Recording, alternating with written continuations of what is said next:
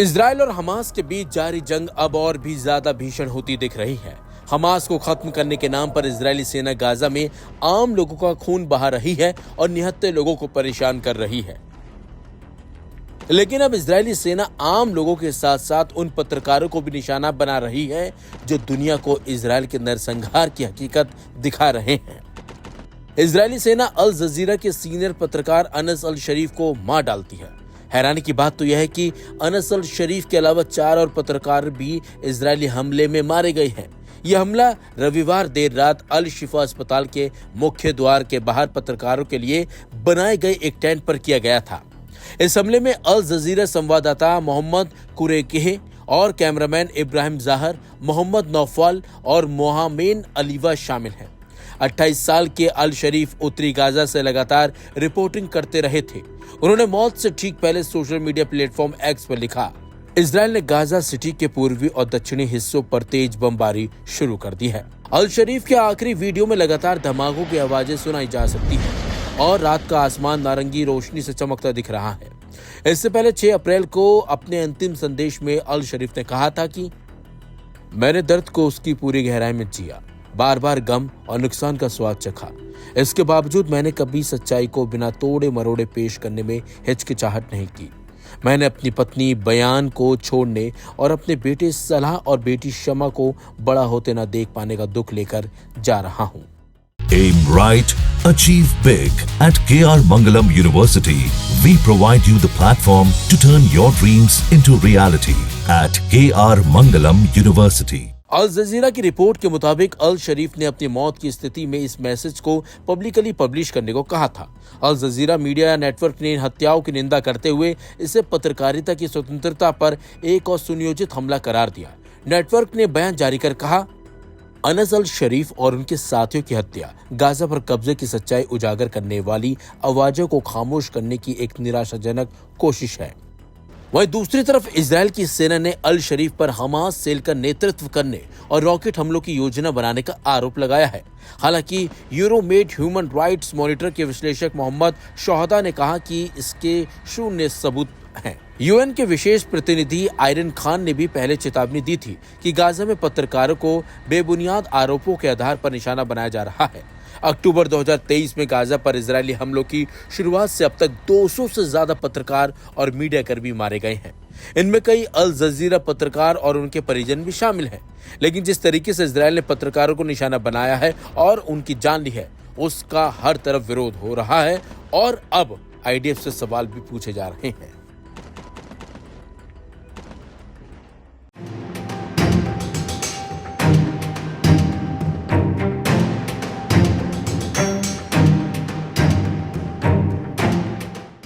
Gaza में एक बार फिर तबाही मचनी शुरू हो गई है। इजरायली सैनिकों ने बमबारी पहले से और ज्यादा तेज कर दी है। ये सब नेतन्याहू के गाजा पर कब्जे वाले प्लान के बाद शुरू हुआ है। जब से इजरायली पीएम ने गाजा पर कब्जा करने का ऐलान किया है, तभी से इजरायली सुरक्षा बल वहां ताबड़तोड़ हमले कर रहे हैं। इन हमलों ने एक बार फिर गाजा में खून बहाना भी शुरू कर दिया है। इसी बीच एक बड़ी खबर सामने आई है। खबर यह है कि इजरायली सेना के हमलों में अल जजीरा के कम से कम 5 पत्रकार मारे गए हैं। अल जजीरा की रिपोर्ट के मुताबिक गाजा शहर के अल शिफा अस्पताल के मुख्य द्वार के बाहर प्रेस के लिए एक तंबू को निशाना बनाकर किए गए इजरायली हमलों में मारे गए 7 लोगों में 5 पत्रकार भी शामिल थे।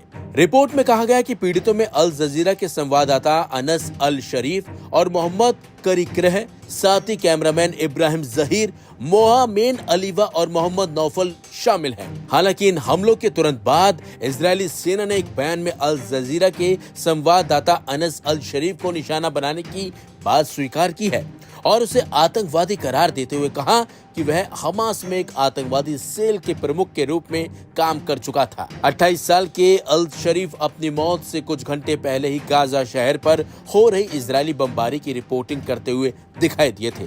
सोशल मीडिया एक्स पर शरीफ ने इस हमले की रिपोर्टिंग करते हुए एक पोस्ट जारी किया था। अल जजीरा की रिपोर्ट में कहा गया है कि ऐसा प्रतीत होता है कि ये पोस्ट उनके एक मित्र द्वारा पोस्ट की गई है, जो उनके अकाउंट से उनकी मौत की सूचना मिलने के बाद प्रकाशित की गई है। वही अल शरीफ के पोस्ट में लिखा गया था, आपको बता दें, अगर मेरे ये शब्द आप तक पहुंचे तो जान लें कि इजराइल मुझे मारने और मेरी आवाज को दबाने में सफल हो गया है।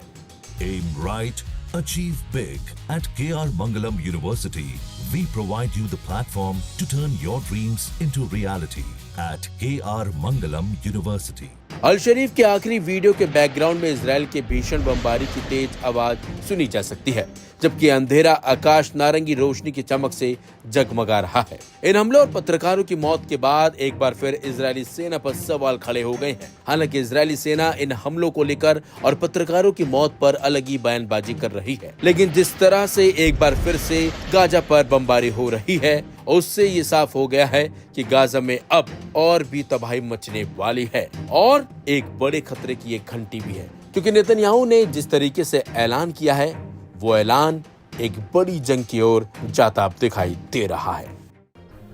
गाजा में जारी जंग में अब इजराइल ने हमास को पूरी तरह से खत्म करने का मन बना लिया है। इजराइल की सुरक्षा समिति ने गुरुवार को प्रधानमंत्री नेतन्याहू की गाजा के नए क्षेत्रों पर कब्जा करने की योजना को मंजूरी दे दी थी। इस योजना के पूरी तरह से 4 से 5 महीनों तक चलने का अनुमान है। इसमें 10 लाख से ज्यादा फिलिस्तीनी नागरिक विस्थापित होंगे। मीडिया रिपोर्ट्स में दावा किया गया है कि गाजा कूच करने के लिए इजराइल की करीब 2.5 लाख की सेना तैयार है। ईरान ने दी इजराइल को सीधी धमकी। इस बीच ईरान ने इजराइल को बड़ी धमकी दी है। ईरान का कहना है कि अगर इजराइल ने गाजा में ऑपरेशन चलाया तो इसका अंजाम बहुत बुरा होगा। उधर इजराइल ने गाजा में कब्जे की तैयारी शुरू की। दरअसल इजराइल लगातार गाजा पर हमले कर रहा है। इन हमलों में लाखों गाजा के नागरिक मारे जा चुके हैं। गाजा में रहने वाले लोगों की हालत बहुत दयनीय है। इसको लेकर अरब और कई यूरोपीय देश अपना विरोध जाहिर कर चुके हैं। अब ईरान ने इजराइल को सीधी धमकी दी है कि अगर गाजा पर कब्जे का कोई भी ऑपरेशन चला तो वो चुपचाप ये होते देखेंगे नहीं। ईरान का कहना है कि इजराइल गाजा में यहूदी बस्ती बसाना चाहता है, ये उन्हें मंजूर नहीं है। अगर इजराइल अपने कदम पीछे नहीं हटाता है तो इसका अंजाम बहुत बुरा होगा। गाजा सिटी पर कब्जा और सैन्य रणनीति। इजराइल की सुरक्षा कैबिनेट ने 8 अगस्त को एक ऐसी योजना को हरी झंडी दी जिसके तहत इजरायली सेना गाजा सिटी पर कब्जा करेगी, जो गाजा पट्टी का सबसे बड़ा शहर और हमास का प्रमुख गढ़ माना जाता है। इजराइल का दावा है कि वो गाजा सिटी को अपने कब्जे में लेकर हमास को पूरी तरह से खत्म करना चाहता है। नेतन्याहू ने भी कहा है कि हम गाजा पर कब्जा नहीं करेंगे बल्कि इसे हमास से मुक्त करेंगे। दक्षिण गाजा में विस्थापित करने की तैयारी। इजरायली प्रधानमंत्री बेंजामिन नेतन्याहू अपने 2.5 लाख की सेना के साथ गाजा कूच करने की तैयारी शुरू कर दी है। बताया जा रहा है कि इस ऑपरेशन के तहत 75% गाजा वासियों को दक्षिण गाजा में विस्थापित किया जाएगा। प्रधानमंत्री बेंजामिन नेतन्याहू की गाजा की मुख्य सिटी में यहूदियों को आबाद यानी बसाने की योजना है। गाजा में मानवीय संकट पहले से ही बेहद गंभीर है। इजराइल हमास युद्ध अक्टूबर 2023 में शुरू हुआ था और अब तक 61,000 से ज्यादा फिलिस्तीनी मारे जा चुके हैं और 1,52,000 से ज्यादा लोग घायल हुए हैं। गाजा सिटी सहित गाजा के अधिकांश हिस्से तबाह हो चुके हैं। गाजा के स्वास्थ्य मंत्रालय के अनुसार पिछले 24 घंटों में ही 11 लोग भूखमरी और कुपोषण से मर चुके हैं, जिससे ऐसी मौतों की संख्या 200 के पार हो गई है, जिसमें 98 बच्चे शामिल हैं। गाजा सिटी में करीब 9 लाख लोग रह रहे हैं, जिनमें से कई पहले से ही विस्थापित हो चुके हैं। इजराइल की योजना से बड़े पैमाने पर विस्थापन का खतरा है, जिससे कई देशों ने मानवता के खिलाफ अपराध बताया है।